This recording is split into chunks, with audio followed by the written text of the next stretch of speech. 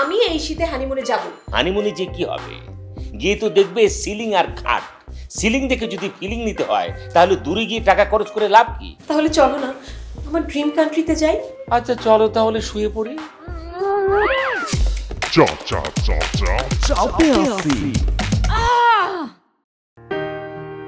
এই শোনো না, কান খোলা আছে। আমার বান্ধবী মিলি আছে না, গত বছর বিয়ে হলো যে। তো কি হয়েছে, ডিভোর্স হয়ে গেছে? তোর খালি নেগেটিভ কথা। শোনো না, বলো না। আমার বান্ধবী মিলি আছে না, ওই যে গত বছর যার বিয়ে হয়েছে? হ্যাঁ, ওনার হাজবেন্ড সহ ঘুরতে গেছে দার্জিলিং এ। ও গুড গুড। আর আমার ক্লাসমেট মিতু আছে না, ওনারও কি গত বছর বিয়ে হয়েছে?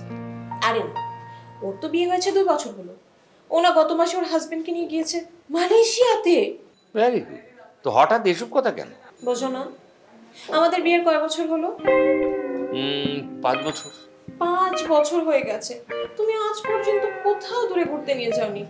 আমার সব বান্ধবীরা ওরা বিয়ের পরে হানিমুনে গেছে। আমরা করব তার উল্টোটা, তোমার বাচ্চা হবে তারপর আমরা হানিমুনে যাব। আমি যদি তোমার এই প্রস্তাবে রাজি হই তাহলে তুমি বাইরে যাবার ভয়ে বাচ্চা নেবে না। শোনো, আমার বান্ধবীরা যখন হানিমুন নিয়ে কথা বলে তখন না আমি একদম মিউট হয়ে যাই। এক কাজ করবে, সবাই যখন হানিমুনের প্রসঙ্গটা তুলবে তখন তুমি প্রসঙ্গটা পাল্টে ফেলবে। প্রসঙ্গটা শোনো, ভাবছি জামাই পাল্টে ফেলবো। এমন একটা আনরোমান্টিক জামাই জুটেছে কপালে। আমি আনরোমান্টিক না, ইকোনমি। শোনো, হানিমুনে যে কি হবে, গিয়ে তো দেখবে সিলিং আর খাট। সিলিং দেখে যদি ফিলিং নিতে হয় তাহলে দূরে গিয়ে টাকা খরচ করে লাভ কি? ঘরের টাকা ঘরেই থাকলো। এই যে মনের কথা মুখে চলে এসেছে। তুমি একটা ঠক, একটা প্রতারক, কিপটা। তোমার সংসারে এসে আমার জীবনটাই নষ্ট হয়ে গেছে। এই তো আবেগী হয়ে গেছে। আমি তো মজা করে কথাটা বলেছি, এমনিতেই চাপে আছি, আর চাপ দিও না। অত কিছু আমি বুঝি না। আমি এই শীতে হানিমুনে যাব, তুমি সাথে যাও আর না যাও। কি বললে এসব? আমি ছাড়া হানিমুন হবে তোমার কার সঙ্গে? আমি যাব, আমার 14 গোষ্ঠী যাবে। সত্যিই যাবে? তাহলে চলো না আমার ড্রিম কান্ট্রিতে যাই, থাইল্যান্ডে। আচ্ছা চলো তাহলে শুয়ে পড়ি। শুয়ে পড়ি মানে? মানে না ঘুমালে ড্রিম দেখবো কিভাবে, আর ড্রিম কান্ট্রিতে যাবে কিভাবে?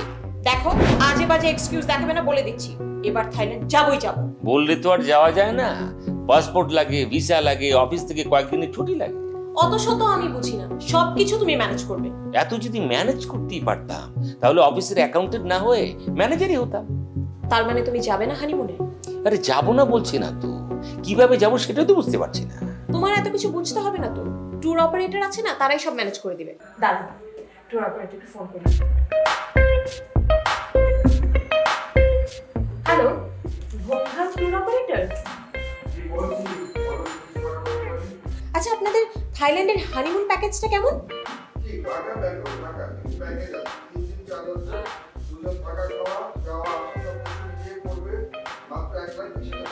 ইয়ে 1,20,000 টাকার কম কোনো প্যাকেজ নেই?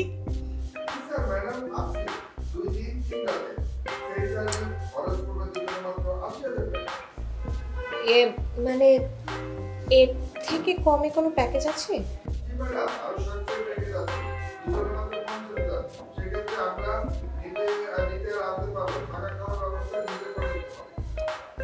আচ্ছা, ওই 80,000 টাকার প্যাকেজটা যদি 40,000 টাকা মানে অর্ধেক করে দেওয়া যায় না?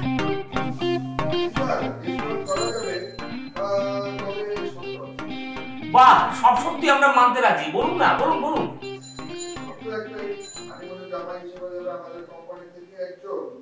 ছি ছি, ফাজিল বদমাশ অসভ্য, ফোন রাখ। এই থাক, আমাদের হানিমুনে যাওয়া লাগবে না। কেন থাইল্যান্ড যাবে না? তোমার না ড্রিম কান্ট্রি? শুয়ে পড়ো তো। বুঝতে পেরেছি, বুঝতে পেরেছি। স্বপ্নে ছাড়া তোমার আর আমার থাইল্যান্ড হানিমুনে যাওয়ার উপায় দেখছি না। বাহ, খুব সুন্দর সময় তো কারেন্টে গেল। এই চলো না, তুমি আর আমি একটু থাইল্যান্ড ব্যাংকক খেলি।